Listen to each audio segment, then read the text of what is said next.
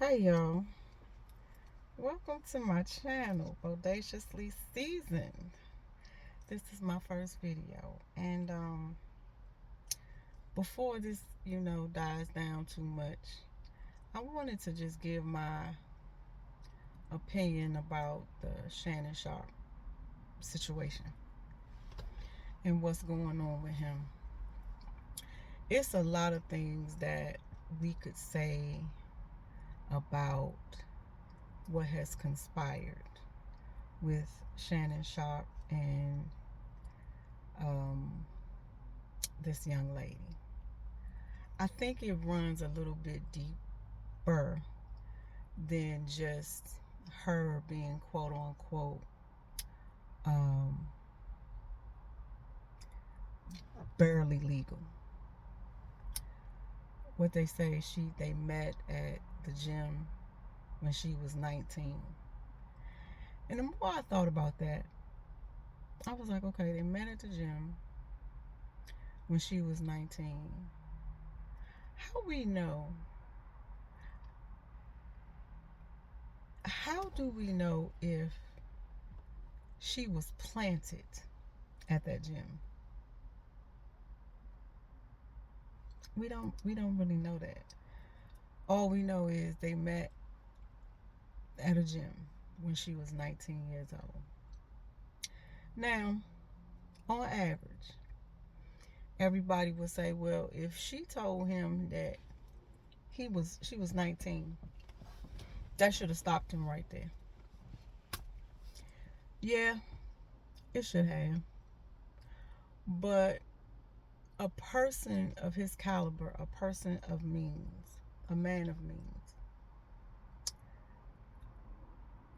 I believe the majority of them feel as though they're entitled to do and be with whomever they want to be with, as long as they are quote unquote legal. But I think we need to dig a little bit deeper into this age gap thing, because it's not uncommon. He's not the first man that has dated someone not in his age range. He's not the first man, and he will not be the last. He has a freak factor or a freak level that the average woman around his age, or probably a little younger, like in their 30s, may not have. So with him being a man of means, it's easy for him to pay for it. It's easy for him to pay for it. And it's easy for him to get what he wants. Now, after listening to his lawyer speak the other day about the recording that they had and the text messages between the two of them, it was a lot of freaky stuff going on. It was a lot of freaky stuff that was said, that honestly and truly, I don't believe the average woman would have participated in. I mean, let's be honest. I don't think he ever shied away from saying that he enjoyed the company of younger women. Because even when Monique threw that age out at him, it wasn't like he denied it or anything like that. He didn't deny it at all. He didn't deny that he didn't like them in that age bracket. Um, but the one thing that I can say is this: as his popularity started to get really going, I believe he should have had more discipline enough to get that part of him under control. I heard someone say the other day, someone that I listen to on YouTube, and he mentioned about having discipline around your finances. And having discipline around your finances means you have to have discipline as a man around your sex life. And if you don't have discipline, and I'm not saying it word for word, kind of paraphrasing a little bit. If you don't have discipline behind your sex drive or your sex life, you can mess some stuff up. And I think with Shannon, he wasn't solely thinking. Now you're gonna hear a whole bunch of people say, "Oh, he a nasty old man. He a this, he a that," and the majority of the time, people are gonna say that is because they're judging him from a moral compass, and or they don't like him. Instead of being like, well, you let your freak factor pretty much mess with your money. And that's something that you should never do. I don't care if you are a regular blue collar man. You do not let any P, D, or none of that mess with your money. And Shannon being a man of means, he can pay for whatever he likes.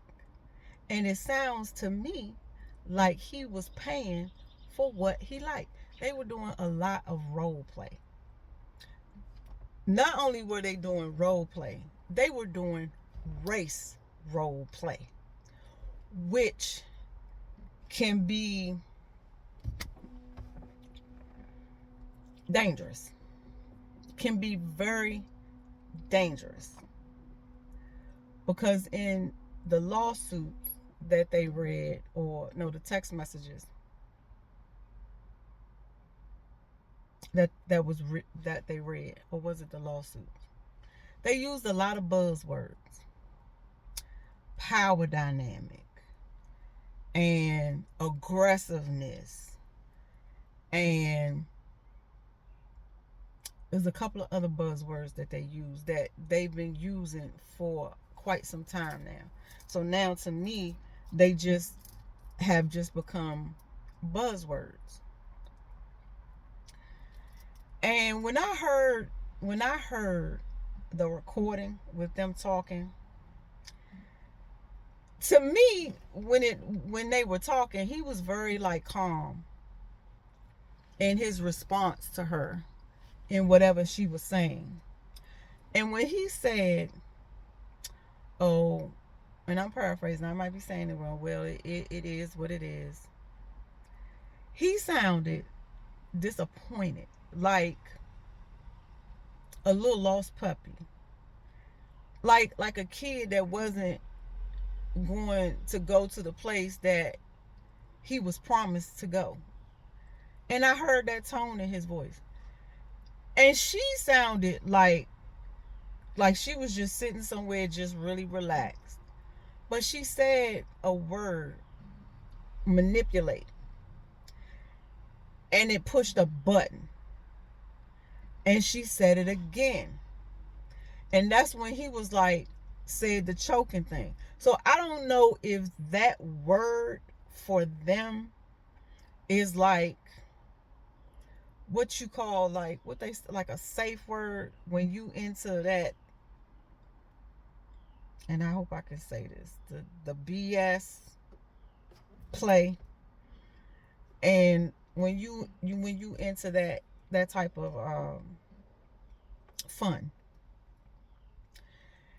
And when he said it, he was still like, he didn't get outrageous with it when he was talking about, the choking or whatever the case may be.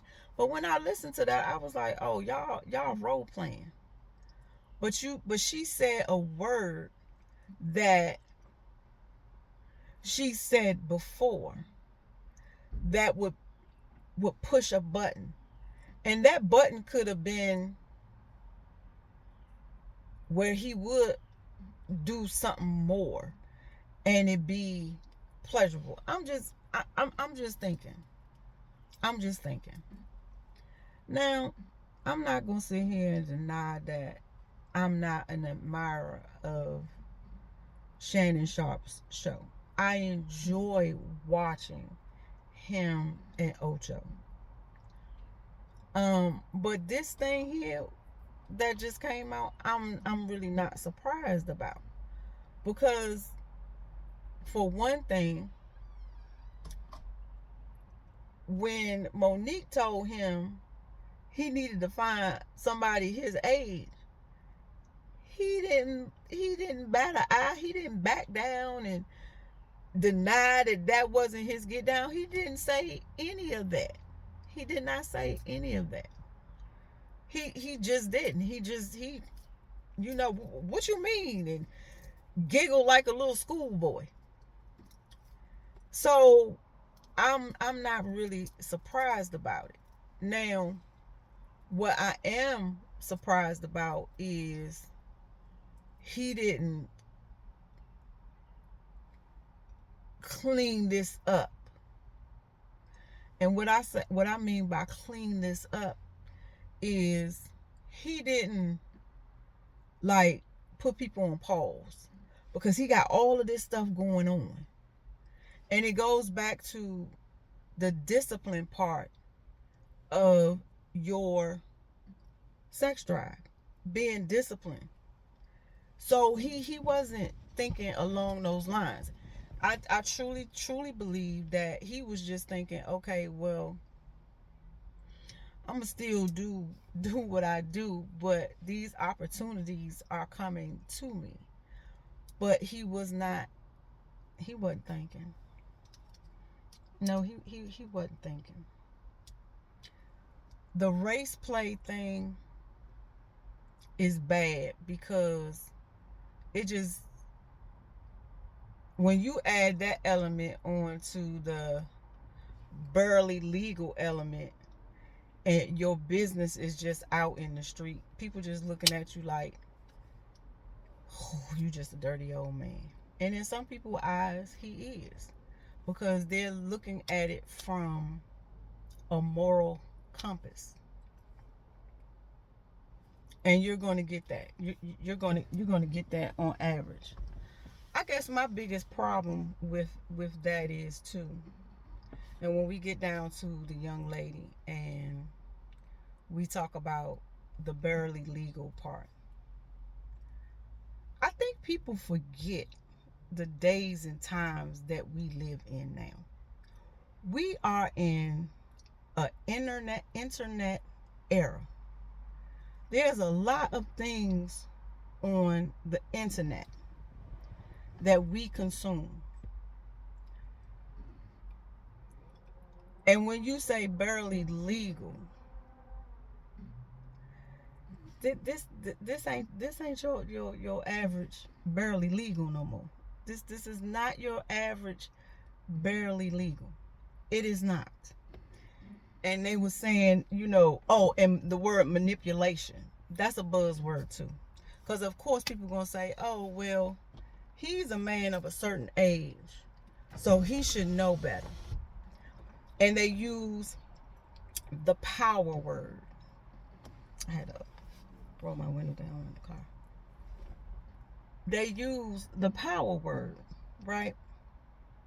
And the power word is a buzzword too. It is a buzzword too when it comes down to these sort of allegations. I, per se, wouldn't even put the word power on it, because Shannon Sharpe is a man of means. Yes, Shannon has money. He's a millionaire, okay? I don't think he's that powerful, though. When you say powerful, I'm thinking of the man that's in the Dusty House right now. And the reason why I call it the Dusty House is because when you go visit the White House, and where the visitors can go, they don't dust in there. It was, when I went, it was so dusty. So that's why I call it the Dusty House. When you use that word power in this type of situation, I think of DT. That's power. That's power. Because that man went through all of this rigmarole. And look where he's sitting at the Dusty House. That's power. That's power. Shannon Sharpe ain't got no power. Because if he had that much power, this may have come out, but it may have come out in a whole different way where we're still not talking about it. Or if we were still talking about it, he would still be at ESPN. If he didn't step down, but I keep getting little notifications like they done fired him. I don't know how true that is, because people will say, oh, they fired him and he still stepped down. And my thing with that is, allow him to step down and go through the process before you just up and fire him. However, we done been down this road before, okay? So for some, that may work. For others, we know that doesn't work. That doesn't always work in everyone's favor. We know that. So if he did lose his position at ESPN, I'm quite sure he wasn't surprised. And if he was surprised, I don't know why. Because not too long ago, Jonathan Majors went through the whole court thing. And come to find out, they had evidence. And he still lost his deals. So you hope that he won't, but 9 times out of 10, he probably will. But my thing with this is, don't let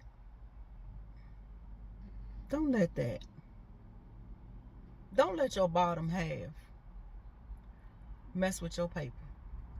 Don't let your bottom half mess with your paper. And he was dumb to think that he can be on this elevation and not have that part of himself under control. And from what I'm hearing, this is not the first time that he's had lawsuits before that he's paid off. But just because he paid them off, that does not necessarily mean that he's done something detrimentally wrong.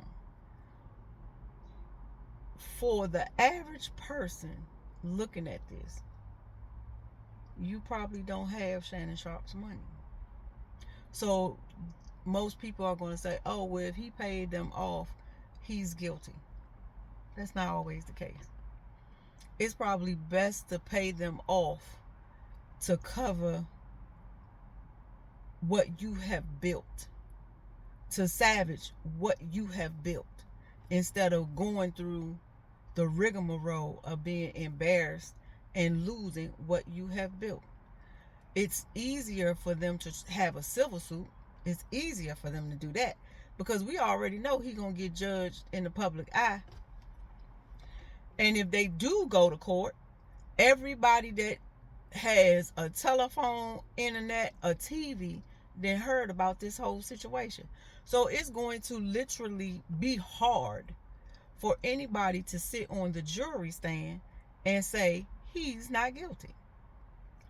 However, if it was a criminal lawsuit, if it was a criminal case, they have to prove it beyond reasonable doubt. They don't have to do that with a civil case. And I'm not a lawyer or whatever the case may be, but pretty much I ask myself that question too. Why is it that when these things come up, that people just go straight to the civil suit? They sue. Why don't they go through the process of going to the hospital, getting the kit done, going to the police, filing charges? Why they don't do that? Why can't they do that part? Because then it's like, okay, I think I would say I would believe that person a little bit more than you just going after the money. Because even if you did do the criminal part, right? Even if you did do the criminal part, you can still do the civil suit, because if that person was found guilty, okay, I'm gonna have to go through all of this psychological evaluations, and I'm gonna have to talk to therapists, and I'm gonna have to do this, and I'm gonna have to do that. That's where that money come in, for me to rebuild my life. That's where that money come in. But when you miss that step, when you miss that first step, it really makes it hard for people to really say, oh yeah, I believe her. But at the same time, if you don't like that man for whatever reason, you're going to automatically say, oh, he guilty of it. But at the same time, I still have to say, and it's not about victim shaming.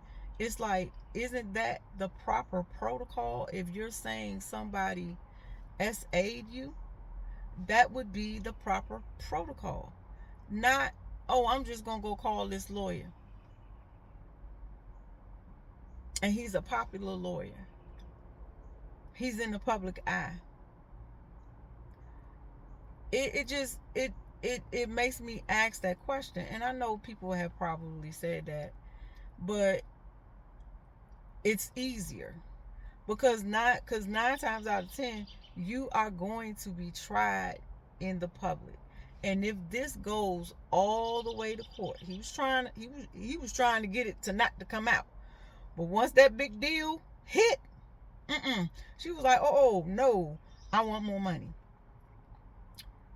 But we gotta look at it from all different angles. Not just solely from just the surface thing of the age gap. Yeah, it's an age gap.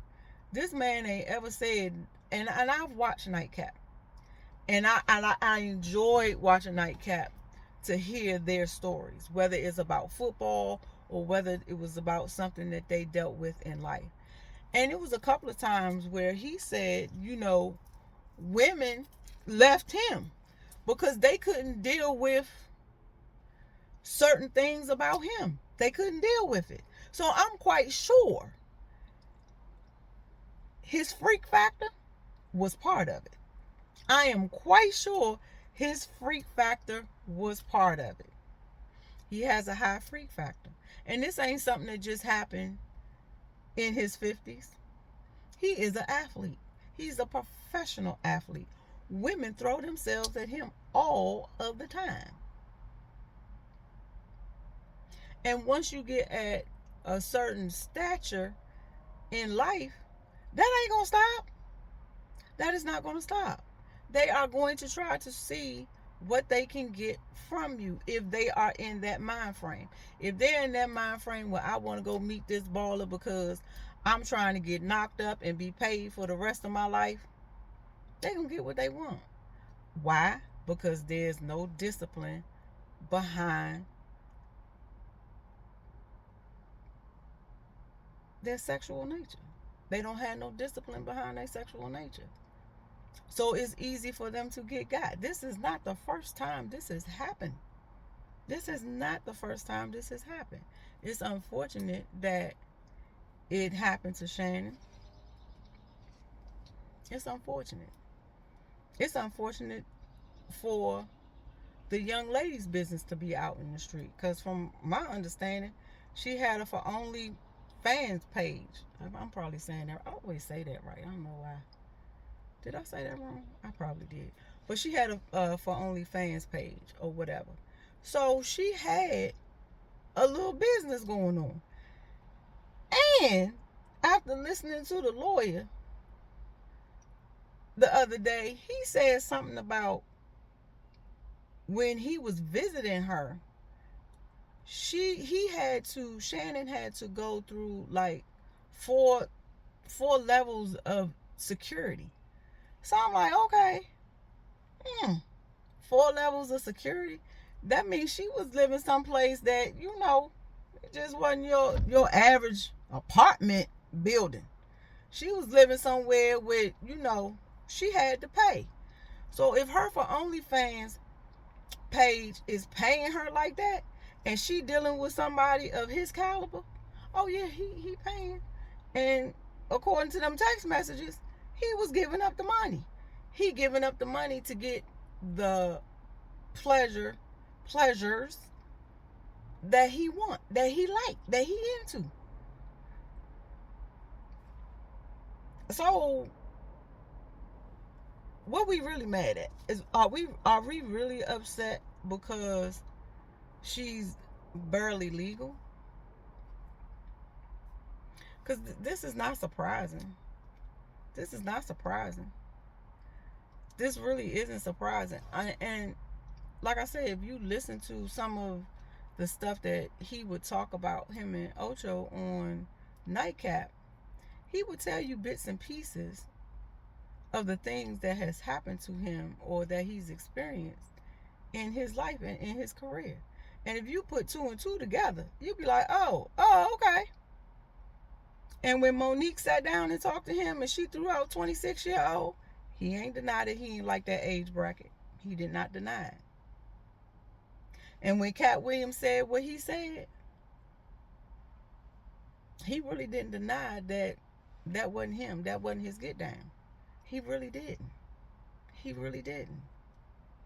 If I'm not mistaken, I think he asked Cat, well, why? I think he asked Monique, why? Why? Why? Well, because, brother, you may end up in this space right here. And it's not a space that you want to be in.